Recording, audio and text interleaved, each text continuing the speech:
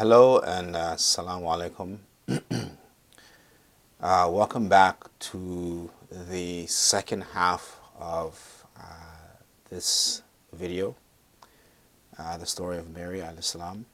May Allah's peace and blessings be upon her and her family. And unfortunately, I had to stop the video a bit short because I didn't want to make it too long. And I'd like to continue where I left off on the first video. And I won't spend too much time, I'll just sort of jump right into it. Inshallah, I hope that if you have listened to the first video, the point to completion, so that we can sort of pick up at this part of the story. I believe in the first video where we ended was the angel had came to Mary, and he had basically explained to her that who he was and what the purpose for his mission. And I think she was at the point in the story of saying, well, how is this possible? How can I have a son? I don't think, of course, she was asking,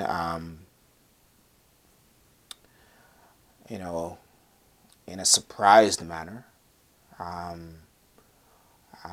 Obviously, well, maybe a little bit, because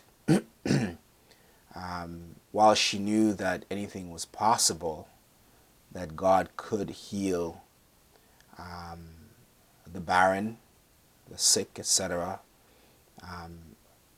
she hadn't really experienced anything like this where,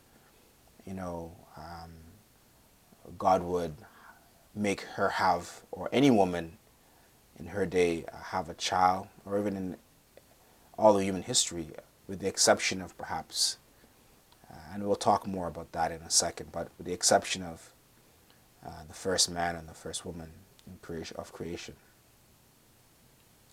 So she would certainly be the first woman to conceive a child without a father. And so, of course, that was probably a little bit puzzling for her and a little bit surprising. So, she said, well, how shall I have a son, seeing that no man had touched me, and I am not unchaste? So she's being very practical in her asking and in her inquiries. And of course, the angel, as angels always typically do, he said, well, so it will be, thy Lord saith. So he says, so it will be, thy Lord saith, that is easy for me. And we wish to appoint him as a sign unto men and a mercy from us. It is a matter so decreed. So the angel, I think in the previous video I explained that the angel explained his purpose, who the child Christ would be, his character and his status. And so here he's saying that essentially this plan for this child would be for him to be a source of mercy for the children of Israel, at that time. Now, I should probably add a little bit of context for someone who isn't Muslim and who is probably watching this, and they're wondering, why am I talking about things that seem to be Jewish, yet I am Muslim? How does that, what's the correlation or the connection? So one thing is very clear.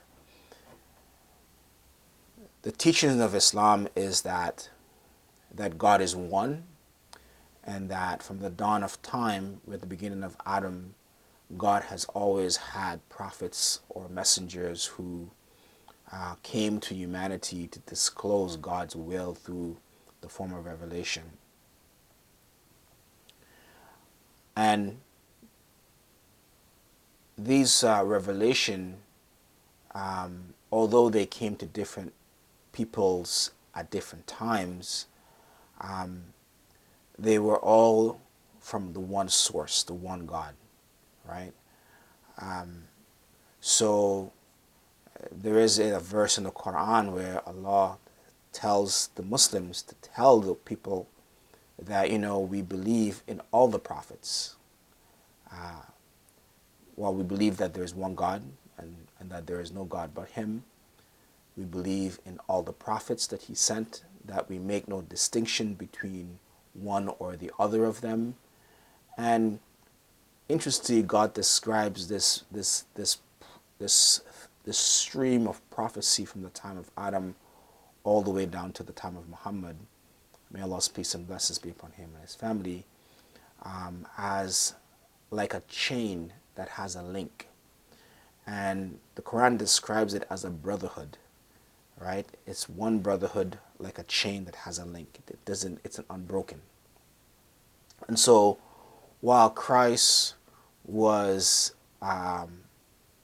evidently and rightly Jewish, because that was the religion that God had revealed to Moses al-Islam, when Moses at that time was receiving revelation, God had sent revelation to the Jewish community or the Jewish people. And in fact, I think I want to do actually a story regarding the story of Egypt and Pharaoh, in which the Jews at that time was being now chosen to receive God's blessing of revelation, which being it was a blessing in itself. And so from that time, God had chosen the Jewish people as the chosen people that would receive His revelation, and which His revelation would pass through the lineage of certain family members. And in fulfillment of this promise, Christ was to be the last messenger. And so when Muhammad came, the Muslims were being told the story of Christ and the story of Mary. And so this is the connection between Islam and Judaism, in that we share, although our religions have different names, they are very similar in terms of the fact that they come from the one source, the one God. And that where they differed in certain, certain eating habits that were allowed or disallowed, or maybe even the form of prayer was allowed, or how many prayers were allowed, maybe that it differed in a little bit compared to Muslims. But that was because that was for that time and for that people in that period, given that particular culture. So the religion seemed a little bit different. But when you look at the actual letter and spirit, the spirit of the religion and the religion itself, it's actually one religion. And in that there was only one God. God had chosen prophets. He'd given His revelation or His will through revelation. And essentially the revelation commanded that we submit our whole selves to God. And in some other videos I will talk specifically about the nature of that submission. But a lot of the nature of that submission is actually will be told in the actual stories that I share as I go along in the channel, inshallah, God willing. And sort of bring out those aspects of religion that are essentially fundamental to no matter whatever the religion was called throughout history. So the connection between Islam and Judaism is that we share the Prophet Christ and we share the Prophet Moses al-Islam. We acknowledge that they were prophets for their time and for their people, but then after Christ, the successor of Christ would be Muhammad. And so to accept Muhammad is to accept Islam, but in accepting Islam, we also, God says that in accepting Islam, we accept Christ and we accept Moses and we accept all the prophets previously to that of Muhammad. So that is the connection between Islam and and Judaism or Christianity, or etc., etc.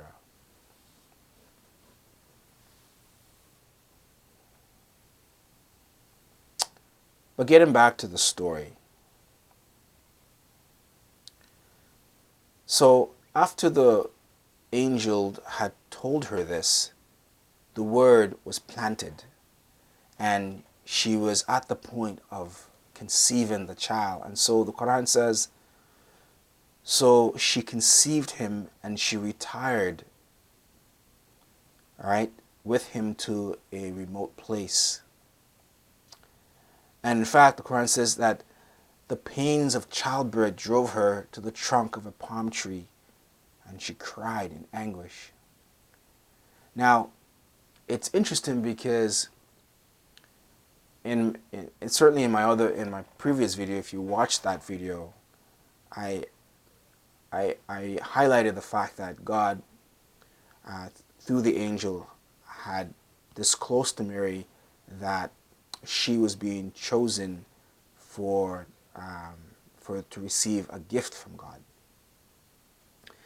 Like I said, normally, if you think of a gift,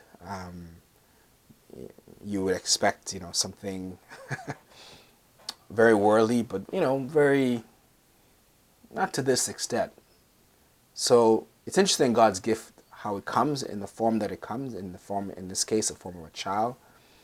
And interestingly enough, she doesn't escape the rigors of corporeal experience when it comes to bearing a child. And in fact, the Quran describes it as very painful.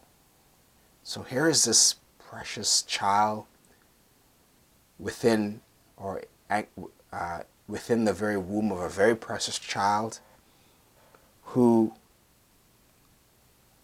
Mary herself was a gift to God from her mother. God is going to give Mary a gift, who now is Christ, and it's actually his word. And you would think this would be a very easy, smooth, nonchalant type of pregnancy, come out very easily, wham, bam, and done. But no, Quran describes it as a very arduous and painful experience for her. In fact, she says, would that I had died before this. Would that I had been a thing forgotten and out of sight. Right? So it's very clear that the pains of childbirth is like nothing she's ever experienced. And I don't know, honestly, when I read this part of the story, I don't know why Allah in the revelation sought to bring that out in the story. We can only pontificate as to what the reasons might be. It could be the only thing I can kind of think of off the top of my head right now is maybe Allah wanted to just anchor Mary in a very human experience, because after all, she was considered human, as Christ was considered human. And in fact, the Quran made it a point when it was arguing the case of Mary and Christ against Christianity, the Christians at that time, when the Prophet Muhammad was in a debate with the Christians about the revelation and where God stood on certain things when it comes to his deity, in that he does not associate anything with himself. And so the Quran made the point to highlight that Jesus Christ and his mother was like any other person, in that they walked to the market, they ate, and they slept. And by corollary, they went, they used the bathrooms, etc. They had to take a shower, etc., etc. They were very much human. And so this childbirth and the the pain that ensued was, and is probably, God made mention of it, just to, another example to sort of hammer home the point that this is really a human experience at the end of the day. That, and perhaps even also another point in that, although God himself works in miraculous ways, that his miracles are oftentimes enmeshed and encaved in corporeal and very human, real experiences that we too, as human beings, have to do our part. And surely enough, Mary has to do her part as a mother who is pregnant and has to deliver this child. And it's so painful that she says, "Oh, I wish I had never been alive." That's how painful it is. So it's just so ironic that she has this. First of all, she's in Islam tradition, she's actually known as one of the greatest women of all time. Okay, she's not any ordinary woman. And in fact, next to her, then she's actually the greatest woman of all, the greatest spiritual woman of all time. It's hand down in Islam. Okay, and she's chosen to carry God's word. But what's interesting about this is that God says something very interesting about Christ, because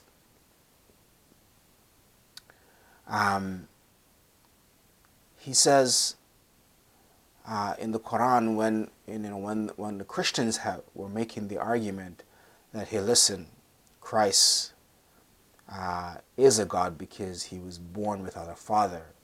Right? So the Quran had to reveal to the Prophet. In the story, God said to the Prophet Muhammad, tell them that the likeness of Christ was but a word from Allah. And the likeness of that was no difference, or the similarity of that was no different than the similarity of Adam al-Islam, in terms of his creation, that is. Right? What do I mean by that? What I mean by that is, God was saying, hey, listen, well, if you think that Christ, because he didn't have a father, that makes him a God, God says, well, the likeness of Christ is, in his creation, is no different than the likeness of Adam in his creation. And we can make the argument even further that, if you think that Christ is a God because he doesn't have a father, well, Adam and Eve should be gods too, because they didn't have neither a father nor a mother. So they were just created just like that, without anything. But this creation, God describes it in the Quran. He says, tell them that the likeness of Christ's creation is that of Adam, in that Allah said to him, be, and he was. And this be is a phrase that's often peppered throughout the Quran when God talks about when he intends to create something, or when he intends to do something. He just says, be, and it is. And so God says that this is the likeness between these two figures. And so he absolves Christ and Mary al-Islam and the Prophet Muhammad al-Islam from any arguments that want to seep into that equation of Christ not having a father, therefore he must be at the level of a deity, right? But back to the story. Now, at some point, the Quran says that, at some point in the pregnancy, the Quran says, but a voice. So at this point now, she's in a state of anguish, and but a voice cried out to her from beneath the palm tree where she was, I guess. Now, it's not clear whether she is in the process of delivering the child when the voice cries out, or she had already delivered the child and the voice cried out, or the voice itself was Christ himself after she delivered the child. I don't know. But this says that the voice cried out to her from beneath the palm tree. It said, "Grieve not, for thy Lord hath provided a rivulet beneath thee, and shake towards thyself the trunk of the palm tree. It will let fall fresh ripe dates upon thee. So eat and drink and cool thy eye. And if thou dost see any man, say, I have vowed a fast to Allah most gracious, and this day I will enter into no talk with any human being." Now, I'm fairly confident that that's after the delivery. It's after she was just at her wit's end in pain. She finally got the child out. Her and the child are there. And then, water and dates were provided for her to recuperate, regain her strength. And now she's gaining instructions, right, from this voice, which could either be from the child himself or just from the other world. So what's important, though, in the instruction is that the voice says, well, if you meet anyone, you are not to engage in any talk with them, right? This is your, just tell them you vowed signal to them that you vowed a fast, and you not to get into any talk with anyone, right? And there's a reason for this, because Allah was going to now enact something that she herself wasn't really aware of.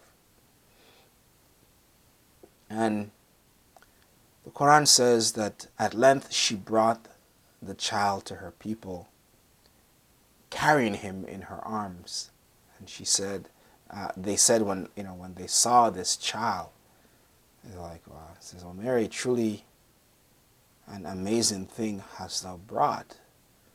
Right? So, here is this prophetic family who known for their sense of nobility and good character. And of course, in that time, good character meant abstinence from fornication or intimate relations outside the context of marriage.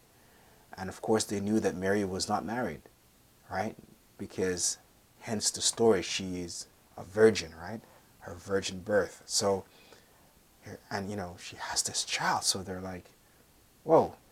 Oh, so at some point they continue and they said, "Oh, sister of Harun, thy father was not a man of evil, nor thy mother a woman unchaste." So the issue now for them is, Mary, what have you done? This is scandalous. Like, you've gone out, you've left your family, you've been with perhaps another. The implication is that she's been with a man because she has this child, and it's her child, etc., etc. And what's interesting about the story of Miriam is that the Quran describes Mary as the one who guarded her virginity. And so this is one of the reasons why I wanted to tell this story, because I feel like obviously in this day and age, the people that we look up to, whether they be celebrities, whether they be celebrities of any sorts, athletes, actors, actresses, whatever, in our age, we're not really taught the importance of the sacredness of abstinence until marriage. In fact, the very opposite thing is taught, that it's okay to go out and have premarital intimacy with relations with anyone. In fact, it's very much encouraged, because people make the argument that once you get married, you may be stuck with a partner that may not be able to deliver, so now is your time to sort of explore, etc., etc. And in fact, through your explorations, you can supposedly meet someone that is complementary in that sense. But in Islam, God says something in the early part of Mary's story, in that he says that right graciously did we accept her, and we caused her to grow in purity and beauty.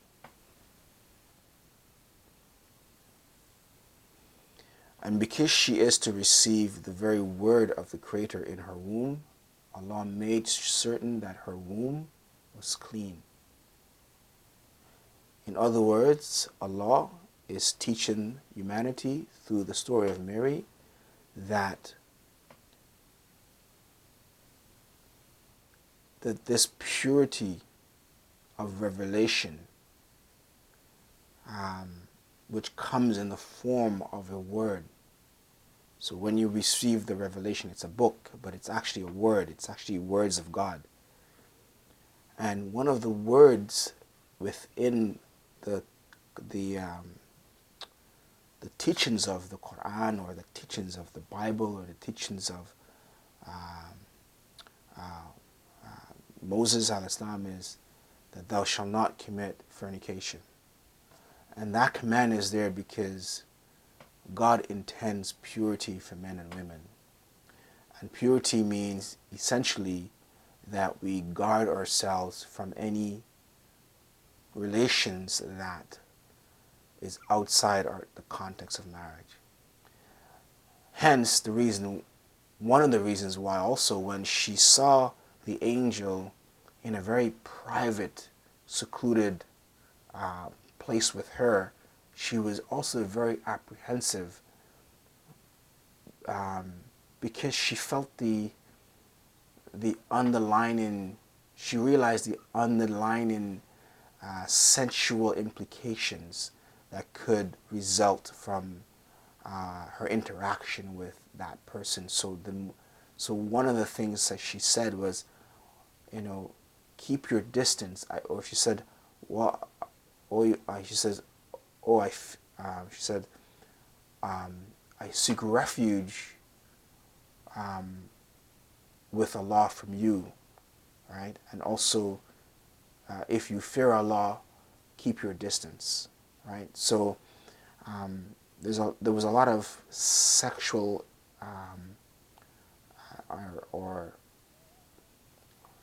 implications in that addressed when she addressed him. She said, hey, listen, keep your distance, because this is her personality, this is her nobility, this is her spiritual nobility. She wants to guard herself from any such possible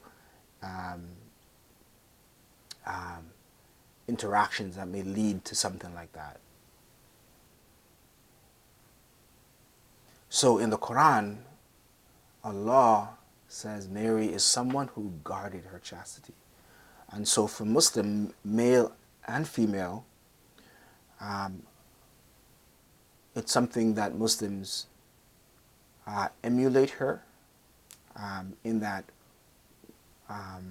not only her, but it is a general and clear teaching within Islam as well, in that men and women should be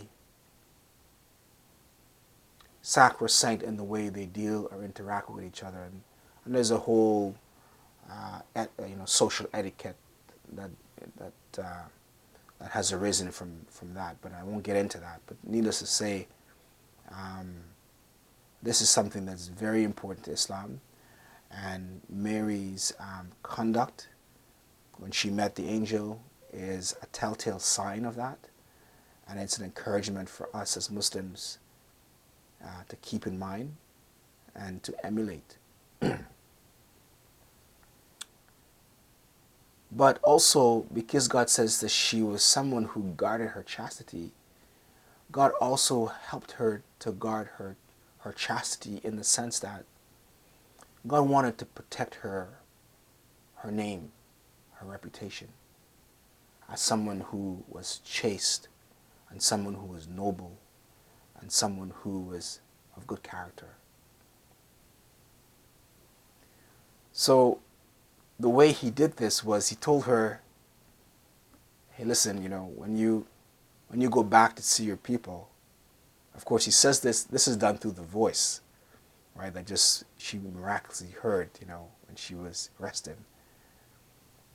And so, the voice told, when you go back, just in, let people know that you've vowed a fast, so you can't talk. And I'm sure people were familiar at that time with that type of behavior, so they must have immediately realized, oh, she's taking this vow of fast.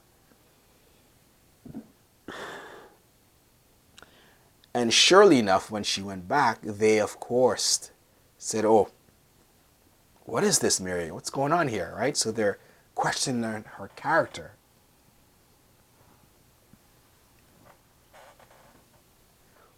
But then the Quran says, but she pointed to the baby. They said, Mary, how can we talk to one who is a child in the cradle? And sure enough, the child begins to speak. And as I'm telling the story, I know I sound weird. I sound goofy. I sound crazy, out of this world. But I have to tell you, as a believer, I do believe these things actually did happen. And I'm actually, at one point in one of the videos, I will actually do a segment on miracles. And because miracles need to be contextualized so that they don't seem, obviously they do have an element of, a fantasy, or, so they're so fantastic and outerworldly that people would say, oh, that's just fantasy, that's, mythic and storytelling, But no, I actually do believe these stories actually did happen. This is why I'm actually telling you the story.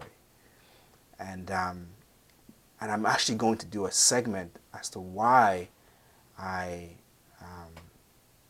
to sort of put all these miracles in such a context that you kind of, you don't, that you're a little bit more comfortable with, even if you don't believe in them 100%, well,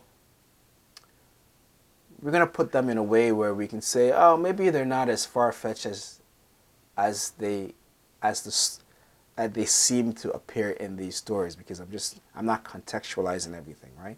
I'm just telling you a story of what happened, right? And I'm going to actually really enjoy that segment that I will do, inshallah, God willing, because it's very fascinating stuff.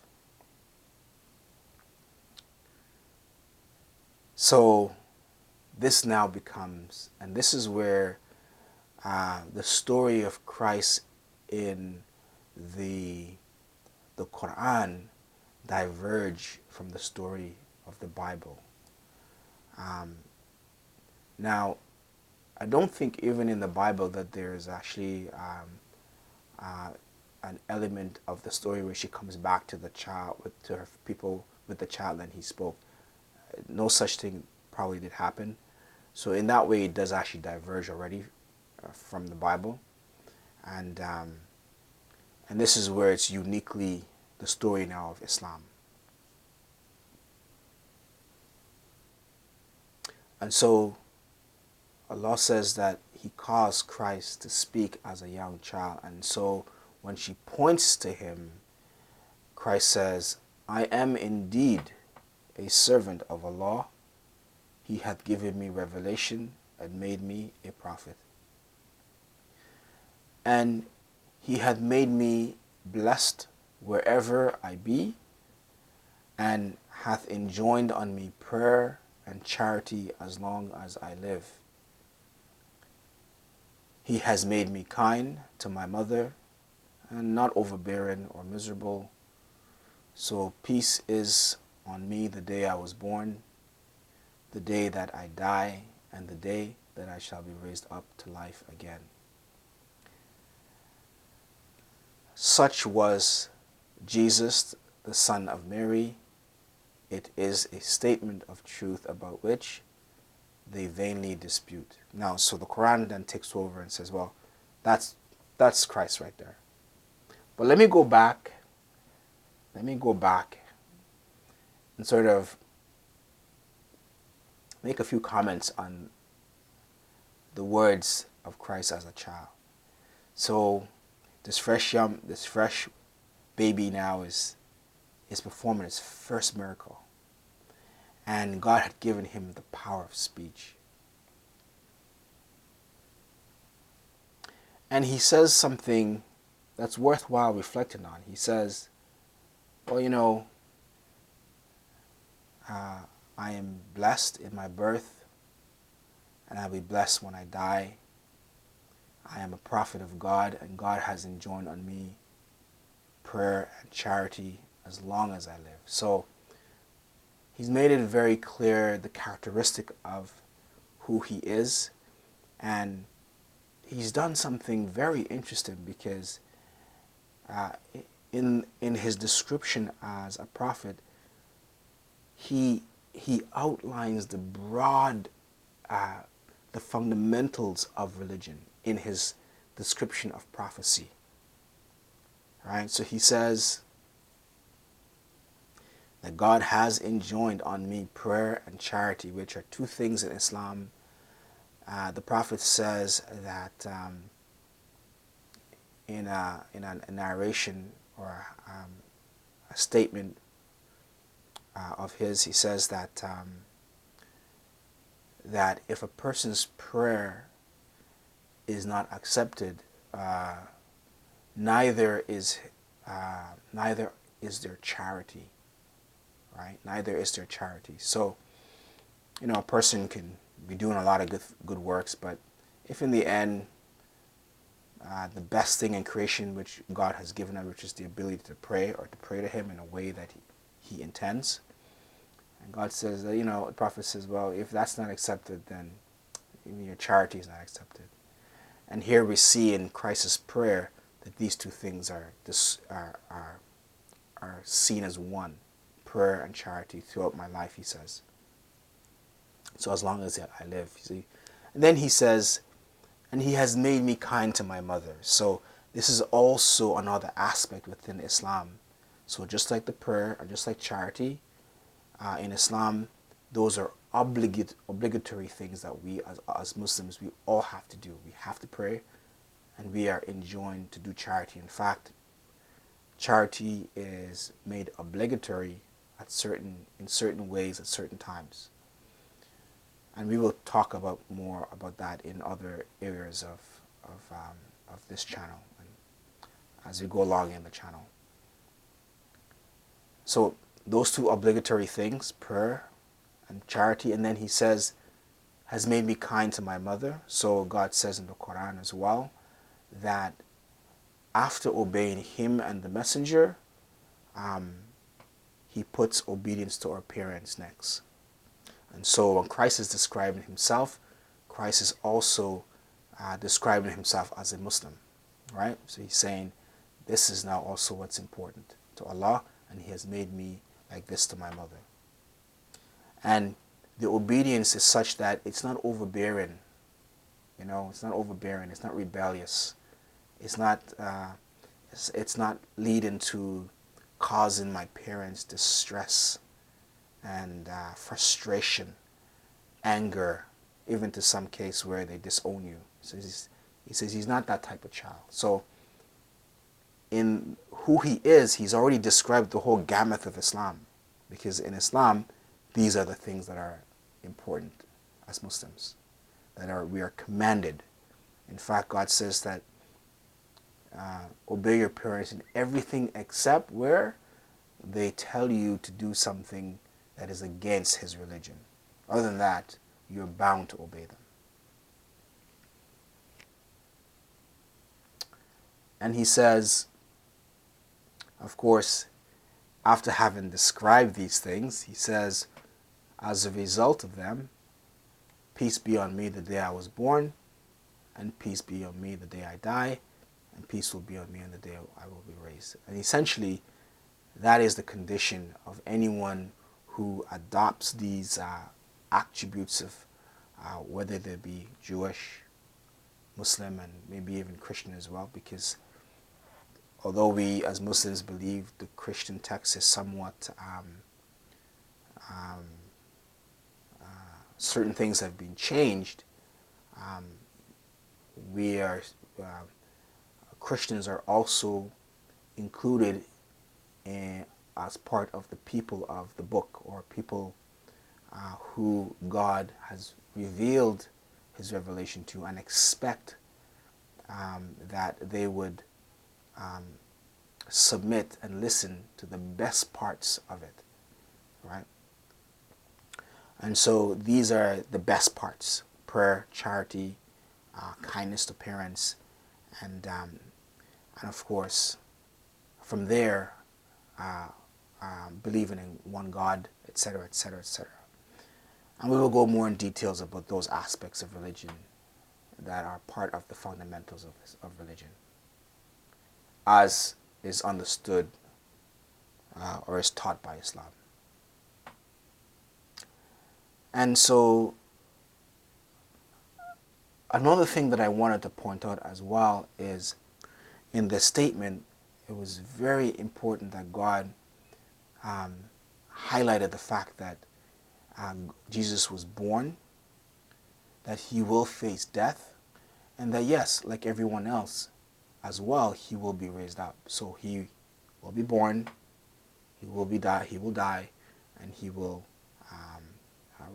be raised up on the day of judgment like everyone else. So in this sense, God has made it very clear in Islam that Jesus' mother, Jesus himself, although they were people that inherited God's great blessing of prophecy and revelation, and his gifts of purity and his good pleasure, that at the end of the day they acquired those things because of who they were, in terms of, one, that he had chosen them, and two, that he chose them because he understood who they were in terms of the quality of their spiritual uprightness, right?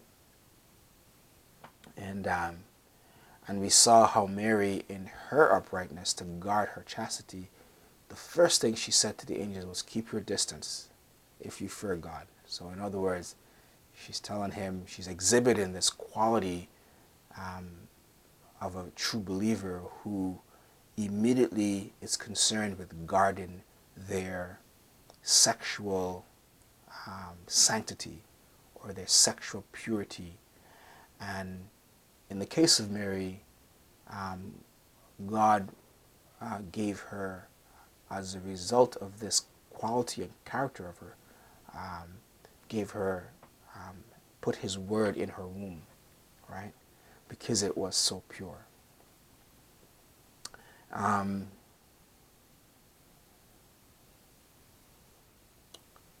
And so God says, God says that such, of course, is the story of the son of Jesus, the son of Mary. It is a statement of truth about which they vainly dispute. Now, God says that, no one was there. I revealed it. This is the story. This is the very truth about their story. And in fact, there is a statement in the Quran where God says that if anyone disputes with you regarding the story of Mary al-Islam and the story of Jesus al-Islam, call them to a contest of oath bearing, in that you would bear an oath that your version of the story is truer than that of your opponents, and that in vowing that oath that you would call down the curse of Allah, or the wrath of Allah, on you in bearing testimony that your story is true and the other person's is false. So God says that if anyone, he tells the prophet this. He says that if anyone, you know, if anyone disputes the story, just take this approach. And of course, the Prophet Muhammad did take that approach. And there's a long hadith about what happened, etc., etc. And I won't go into it now. I probably will go into it at another time. But I wanted to make mention of it here because I think a lot of Muslims who are watching this video, you guys might be like, hey, what, you forgot the story of the Prophet and the Christians and the challenge and etc., etc. But I didn't want to make it. I didn't want to bring all of that into this video because I want to keep it as short as possible. And one last thing I want to say about this story, which is that when the miracle of Christ first occurred, where he first spoke as a child, one of the reasons God did this was God wanted to protect, again, the chaste character and nobility of Mary. Because she had no other evidence. She had no other way of confirming or explaining to her people where she was, what she was doing, and how she got this child. Right? So God made it a condition of mercy for her.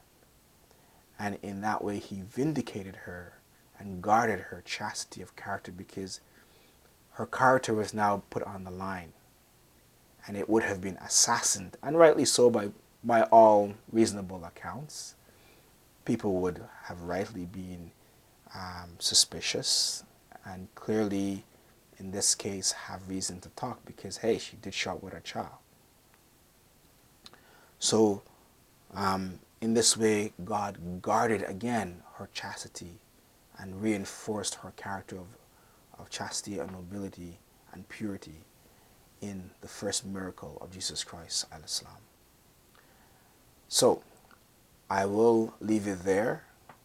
I apologize that the videos are so long, but when we are dealing with storytelling, it tends to get like that. I can't put it all in a 15-minute or 5-minute clip. It just wouldn't work. But what I would recommend is, because you can stop these videos and play back later, or if I have part 1 and part 2, you can enjoy the first part and then come back to the second part another time. And I hope that you would. I hope that you enjoyed the story. I hope that it inspired you. Maybe it even made you reflect on certain things within your own life. Once again, the reason why I'm telling these stories is because there are aspects of the stories that touch on human experience even today, as it regards to spirituality, your relationship with God, and things to keep in mind and think about as you're navigating that relationship in your life with your Creator. And I think there's a lot of benefit from these stories. So I don't know which story I'm going to do next, but I know it's going to be a really interesting one. And I hope that you will join me in the next story. And I want to thank you for your time. And I'll see you guys another day. Goodbye and Assalamu alaikum.